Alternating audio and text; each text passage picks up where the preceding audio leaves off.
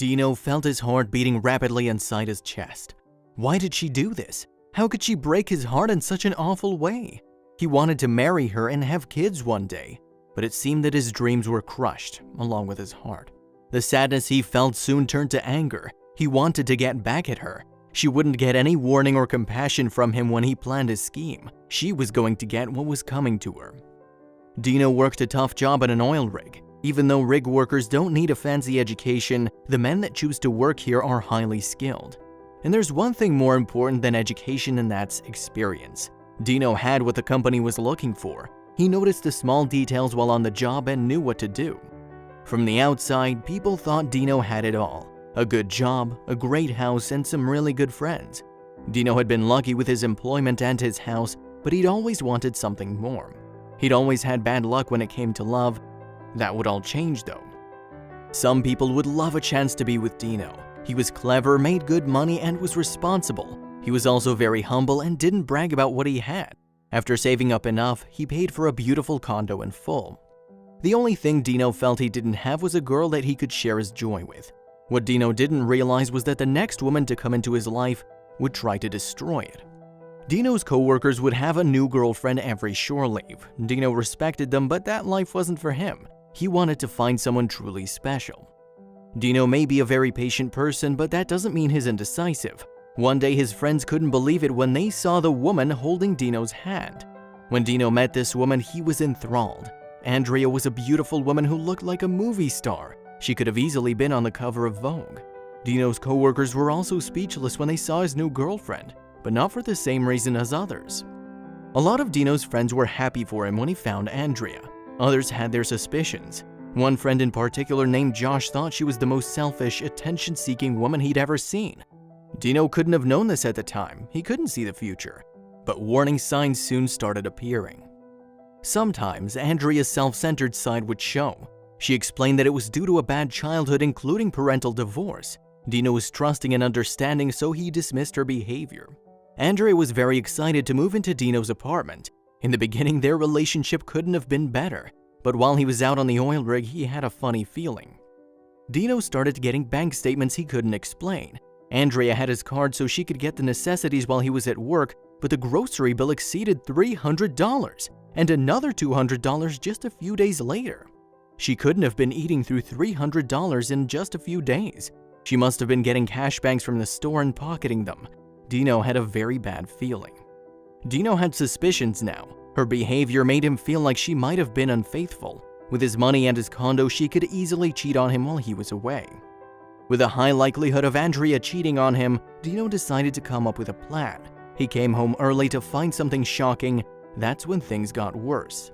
Andrea didn't expect him home for a couple more days, so when Dino entered his house, his home that he worked so hard for, it caught her completely by surprise. For Dino, it confirmed the worst suspicions he had of the woman he once thought was the one. Dino could feel his heart crumble into a million pieces as he walked into his bedroom. The woman he wanted to marry and grow old with was indeed cheating on him, but Dino kept his cool. He didn't lose his temper, he just told the guy to get out. He then told Andrea to get out too. He handed her the key to a hotel room, $50 for cab fare, and told her to leave, but Andrea wasn't leaving. Andrea kept screaming, crying, apologizing, proclaiming her love for him in one breath and cursing him with the next. This ended up with Dino telling his security guard to call the cops. Andrea wasn't on the lease, so once the police arrived and verified who owned the home, they removed her. That should have been the end of it, but Andrea was vindictive. Dino had taken away a lot of the comforts Andrea had become used to: his cash, his card, and his home. Andrea had to face the music. Dino wasn't going to provide for her any longer. He took all of Andrea's things and had placed them in a storage unit. But Andrea wasn't just going to sit around and be snubbed in that manner. She wasn't going to let him leave her in the dark. She was going to hit Dino where it hurt. Dino's pride and joy aside from his condo was his white Chevy Monte Carlo. Several weeks after the breakup, Dino returned home for another stint at the oil rig. Instead of finding his car in tip-top condition, he found something much worse. 4 flat tires, a smashed windshield, and a can of red paint had been poured over it. All of Dino's friends wondered who would do such a thing, but Dino knew the answer. Andrea had just done something that Dino would never be able to forgive. While most men would hit back where it hurts immediately, Dino decided to be patient. He knew the perfect time to strike wasn't now. Dino returned to his routine as if nothing had ever happened, but he hadn't forgiven or forgotten what Andrea had done to him. Soon he would find an opening, somewhere to strike back at his ex-girlfriend, and he would do it hard. Dino would never forget what she did, so when he learned that she was getting married, he started plotting. He learned of the engagement through a friend of his, Nancy. Her sister Kathy happens to be very good friends with Andrea, but Nancy knew the real Andrea and passed the information on to Dino.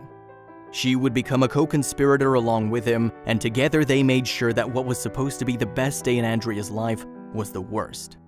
Thankfully, Nancy knew exactly what type of person Andrea was. When she received the invitation to the wedding, the first thing she thought about was how Andrea had betrayed her good friend Dino.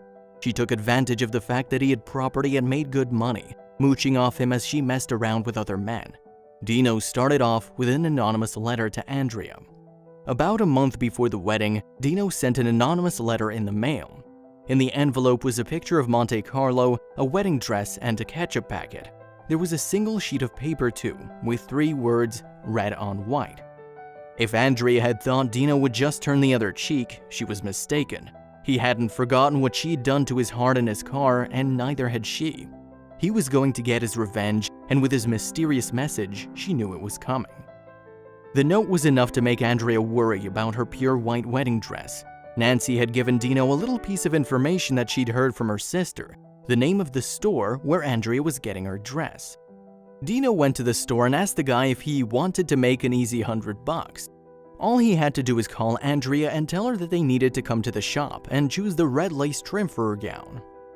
Andrea showed up 20 minutes later freaking out and demanding to know what this was about, Dino's friend continued. The guy said he got a call from her fiancé and ordered the red lace from the dress. Andrea knew that it wasn't the fiancé, but she had a pretty good idea of who was behind the sabotage. She was freaking out with good reason. His staining her white dress red wasn't a matter of if to her, but a matter of when. She was spooked. With the wedding soon approaching, bride-to-be Andrea was freaking out. Dino waited until there were just a couple of weeks left until the big day. Nancy slipped up and told her sister that a friend of Dino's worked at the company hired to cater the food for Andrea's wedding. Andrea flipped out as soon as she heard this. She immediately deleted the pasta dishes and had tomatoes removed from the salads, in fear that Dino's non-existent buddy might dump a plate on her. This wasn't where it would end, though. Dino had about 30 different red lipsticks sent to Andrea's house from a variety of Amazon sellers, all paid from prepaid credit cards. She wasn't able to trace them back to him, but she knew it was him. Dino then had a red Sharpie placed under her windshield wipers for her to find one fine morning. By the time of the wedding day, she was a complete wreck, expecting to be sprayed by red paint at every turn. It was supposed to be the happiest day of her life. In reality, it was in Dino's interest for the wedding to be really enjoyable for all of Andrea's guests, just not her. At the wedding reception, Andrea was a basket case. She demanded that all the red flowers be removed from the centerpieces on all the tables.